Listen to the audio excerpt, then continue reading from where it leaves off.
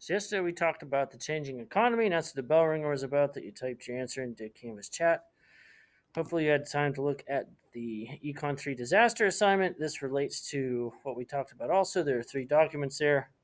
A timeline of the Great Depression, the primary documents of the Great Depression, and German hyperinflation, which is a different issue, but it preceded the Great Depression, and the two combined actually made things a lot worse. And then in the discussion, once you're done talking to the text for your document and you submit it, make sure that you type in a summary by clicking reply in the discussion so that you can respond below. But in the notes today, macroeconomics just doesn't look at the overall wealth of the economy, but also problems that it might face. And one of those three major problems would be unemployment.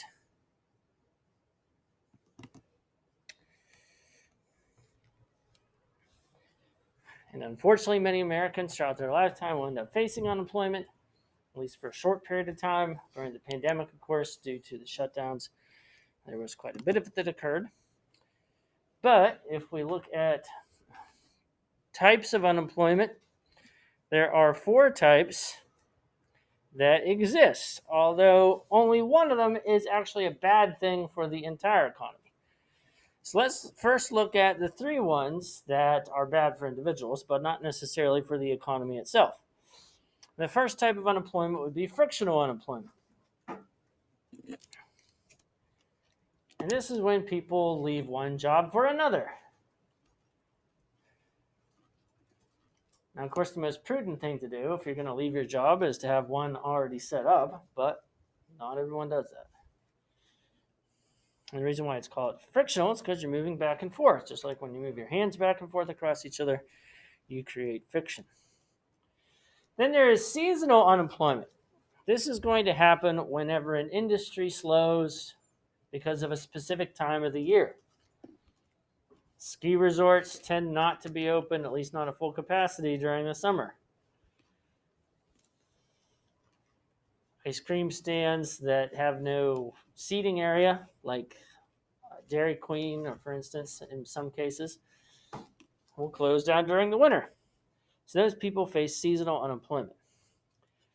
And then the third type that is bad for individuals but not for the overall economy is structural unemployment. And that's when a worker's skills, their education and training don't match the jobs available. So maybe you live in Kansas and you got a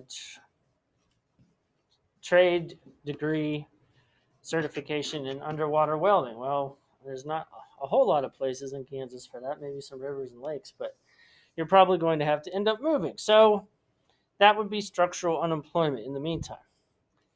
These three are considered natural unemployment. They are always going to exist. People are always going to move from one job to another. Industries are always going to slow down. And people are inevitably going to be trained and not match the jobs that are available, especially in their location. These three also must exist because whenever a business expands or begins, it needs to hire people and it needs to get them from somewhere. And so these three types of natural unemployment allow for employers to expand.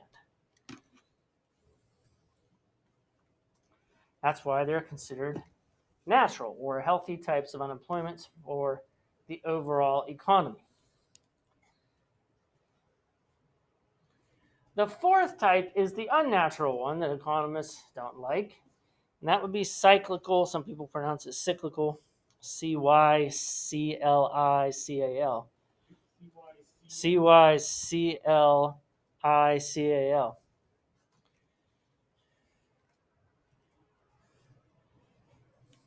And this occurs during a downturn, like a recession.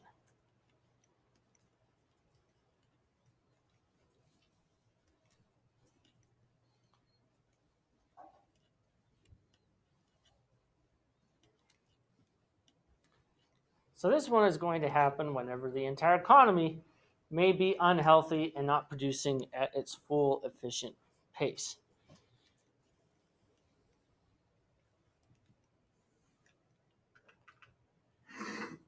Measuring unemployment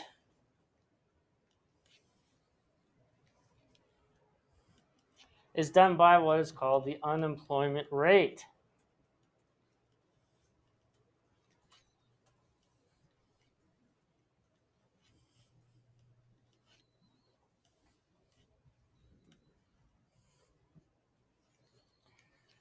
And this would be the number of people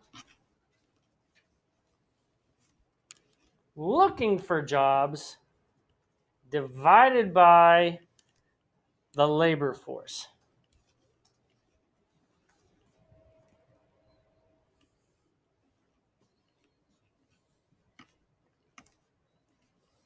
The labor force only includes people who have jobs and people who are looking for jobs.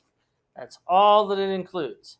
It does not include people that refuse to have jobs or have given up temporarily.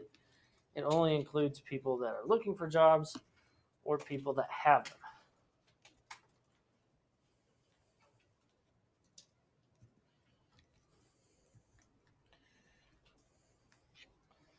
So the national unemployment figure that you see often in the news is for the entire United States.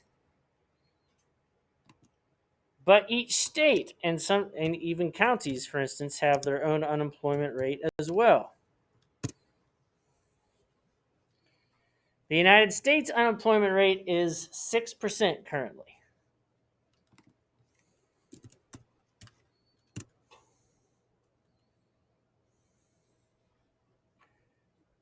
Pennsylvania's is a little bit higher at 7.3%. So you can see there is a difference, and it is going to be different from state to state to state.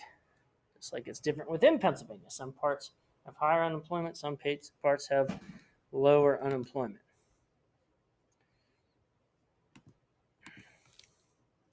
And then we have what is called full employment. Full employment.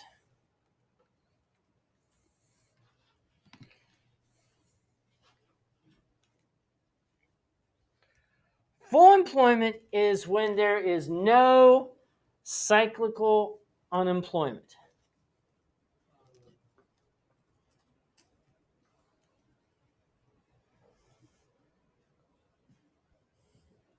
No cyclical unemployment. So it does mean the other three still exist. And so typically this means what economists are looking for in order to meet full employment is that unemployment isn't zero, it's between 4 and 6%. So that is considered full employment, when unemployment is between 4 and 6%.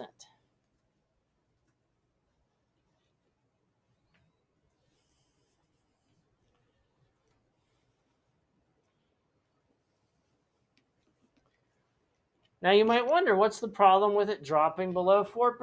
Well, if that occurs, it means that not a lot of those natural types, those first three types I mentioned, are happening. And if that occurs, then when a new business starts or a business expands, they have a tough time finding employees. There aren't a lot of unemployed people. And so what do they have to do to get employees? They have to steal them away from other companies. And what do they have to do for that to occur? They have to offer better pay and benefits. And you might think, well, what's wrong with that? Well, there isn't wrong with that on an individual basis.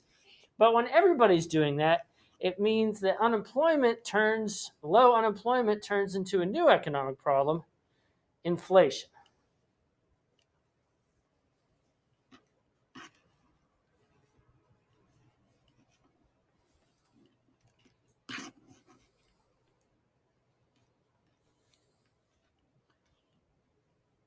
Now, right now, remember, the national unemployment rate is 6%, so we're right at the far extent of what's considered full employment.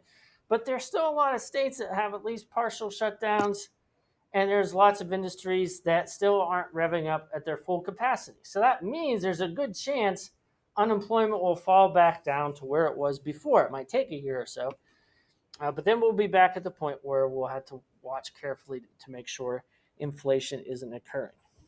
And that will be the next issue that we'll talk about tomorrow. For the remainder of the period, finish up the Econ 3 disaster assignment or the reading that we got on Monday. Don't forget, by the way, the quarter four finance assignment, which is a portfolio that's put into slideshow format where you pick your future job that you'll have 4 years after high school. And based on the entry level salary, you figure out what your monthly income is going to be.